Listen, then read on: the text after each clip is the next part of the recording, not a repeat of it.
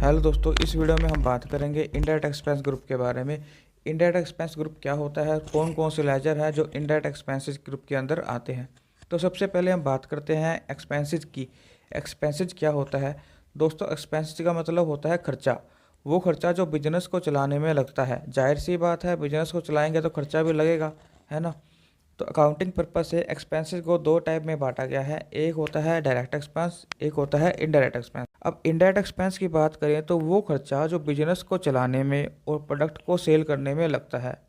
जैसे कि मान लीजिए, हमने लास्ट वीडियो में एक एग्जांपल लिया था कि हमारी शूज़ बनाने की फैक्ट्री है। तो जो शूज़ हमारा रेडी हुआ है बनकर, उसे हम क्या करेंगे, मार्केट में सप्लाई करेंगे। और मान लीजिए मार्केट में हमारा शोरूम भी बना हुआ है। अब उस शोरूम को चलाने के लिए हमें क्या करना होगा? तो उसमें लाइटें लगी हैं तो उसमें बिजली का बिल भी आएगा, पानी का बिल भी आएगा। अगर रेंट पे जगह है तो हम रेंट भी पे करेंगे उस शोरूम का। कस्टमर आता है या दुकान में हमने सेल्समैन वगैरह रखे हैं, एम्प्लॉयज़ रखे हैं, तो उनको हम सैलरी भी देंगे, चाय कॉफ़ी भी देंगे। अगर कस्टमर आता है तो उसे हमें डिस्काउंट भी देना पड़ता है। कई बार बल्क में ऑर्डर होता है तो हमें किराया भी पे करना पड़ता है, डिलीवरी करनी पड़ती है, और बिल निकालने के लिए प्रिंट एंड पेपर का, कोरियर का।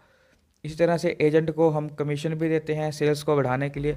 यानी कि ये जो सब खर्चे जो बिजनेस को सुचारू रूप से चलाने के लिए और प्रोडक्ट को सेल करने में लगता है। ध्यान रहे, जो खर्चे किसी प्रोडक्ट को बनाने में नहीं लगते वो इनडायरेक्ट एक्सपेंस होते हैं, और जो प्रोडक्ट को बनाने में लगते हैं वो डायरेक्ट एक्सपेंसेस होते हैं। लास्ट वीडियो में मैंने डायरेक्ट एक्सपेंस को अच्छे से बताने की कोशिश की है।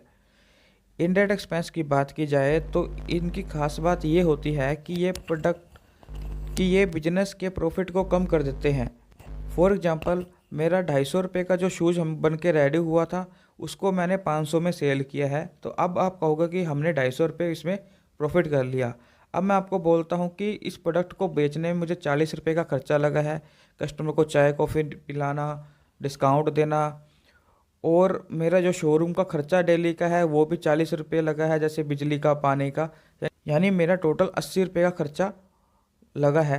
तो अब मेरा जो प्रॉफिट होगा वो 250 रुपये ना होकर 80 हटा कर, 250 में से हम 80 माइनस करेंगे। अब जो हमारा नेट प्रॉफिट बचा है वो इतने रुपये का बचा है, 170 रुपये। आई होप आपको समझ में आया होगा कि हमारा जो इनडायरेक्ट एक्सपेंस है वो प्रॉफिट को कम कर देता है, और जो डायरेक्ट एक्सपेंस होता है वो ट्रेडिंग अकाउंट में शो होता है, जिसमें हम ग्रोस प्रॉफिट या ग्रोस लॉस निकालते हैं। और indirect expense profit and loss account में शो होता है, जिसमें हमें नेट प्रॉफिट और नेट लॉस पता चलता है। इनके बारे में हम आगे डिस्कस करेंगे जब फाइनल अकाउंट की वीडियोज लेक्चर्स आएंगे। तो दोस्तों, एक चीज़ और लास्ट पॉइंट, टैली में आपको दो तरह के ग्रुप दिखाई देंगे, इनडायरेक्ट एक्सपेंस और एक्सपेंसेस इनडायरेक्ट। तो ये दोनों एक ही ग्रुप है, हम इसमें से कोई भी सिलेक्ट कर सकते हैं, इसमें कोई कन्फ्यूजन की कोई बात नहीं है। और जाते जाते मैं इनडायरेक्ट एक्सपेंसेस की लिस्ट भी स्क्रीन पर दिखा देता हूँ कि ये सारे इनडायरेक्ट एक्सपेंसेस होते हैं, ताकि थोड़ा आपको और आसानी से समझ आ सके, और थोड़े ग्रुप आपको और थोड़े लेजर्स आपको याद भी हो जाए। तो चलिए दोस्तों, धन्यवाद आपका, और जुड़े रहिएगा एक मैग्नेट की तरह, मैग्नेट अकाउंटिंग पर। Thank you guys.